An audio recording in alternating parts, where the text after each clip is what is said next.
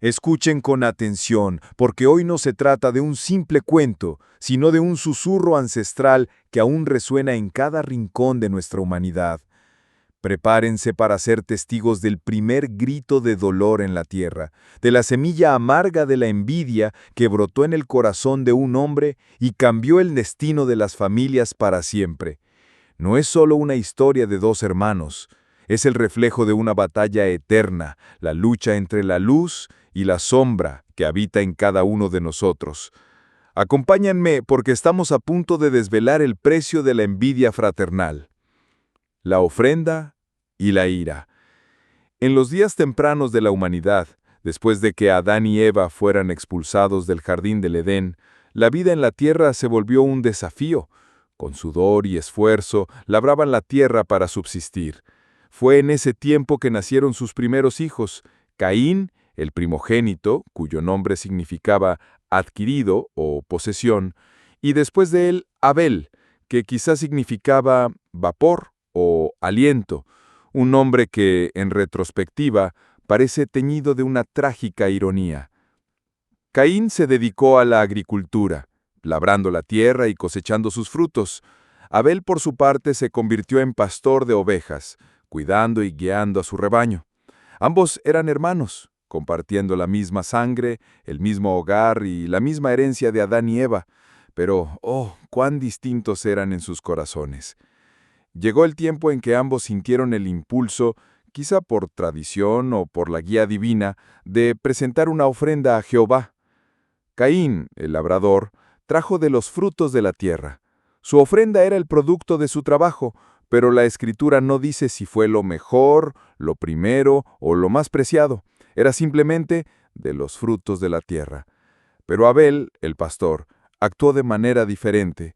Él trajo de los primogénitos de sus ovejas y de la grasa de ellas. Piensen en ello. No cualquier cordero, sino los primogénitos, lo primero y lo mejor de su rebaño.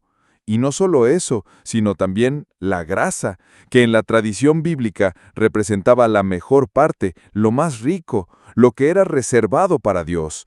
Abel ofreció con discernimiento, con sacrificio, con un corazón dispuesto a dar lo excelente. Y la Escritura nos revela el corazón de esta historia. Y miró Jehová con agrado a Abel y a su ofrenda, pero no miró con agrado a Caín y a la ofrenda suya. Imaginen la escena. Quizá un fuego divino que consumía la ofrenda aceptada, una señal clara de la aprobación de Dios, y la ofrenda de Caín, intocada, ignorada. La luz de la aceptación se posó sobre Abel, mientras una sombra se cernía sobre Caín. ¿Fue acaso la ofrenda en sí lo que marcó la diferencia? ¿O el corazón con el que cada uno presentó su dádiva? La Biblia nos enseña en Hebreos 11:4 que, por la fe Abel, ofreció a Dios más excelente sacrificio que Caín, por lo cual alcanzó testimonio de que era justo, dando Dios testimonio de sus ofrendas. No fue solo la cantidad o el tipo de ofrenda, sino la calidad de la fe y la actitud del corazón. Abel dio con fe, con reverencia, con lo mejor de sí mismo. Caín quizá con una fe tibia, una mera formalidad, o quizá con un corazón resentido desde el principio. La ira incontrolable y el pecado acechante. La reacción de Caín fue inmediata y poderosa, y se ensañó Caín en gran manera y decayó su semblante. La envidia, ese veneno silencio, se apoderó de su alma. No se preguntó qué había hecho mal, no buscó la corrección divina, en lugar de ello su rostro se oscureció, reflejando la furia y la amargura que crecían dentro de él como una enfermedad. Entonces, la voz de Dios, la misma voz que había caminado con Adán en el jardín, habló directamente a Caín. Una voz llena de advertencia y aún así de oportunidad. ¿Por qué te has ensañado y por qué ha decaído tu semblante? Si bien hicieres, ¿no serás enaltecido? Y si no hicieres bien, el pecado está a la puerta. Con todo esto, a ti será su deseo y tú te enseñorearás de él. Oh, la profundidad de estas palabras. Dios le estaba dando una advertencia clara. Caín estaba al borde de un abismo. Le decía que aún podía elegir el camino correcto, que la aceptación no dependía del favoritismo, sino de la rectitud de su corazón y de su acción. Y, crucialmente, le reveló la naturaleza del pecado, como una bestia agazapada a la puerta de su corazón, esperando para dominarlo. Pero Dios también le dio el poder para vencerlo. Tú te enseñorearás de él. La elección era suya. Pero Caín, cegado por la envidia y la ira, no escuchó la advertencia divina, no buscó el arrepentimiento ni la reconciliación.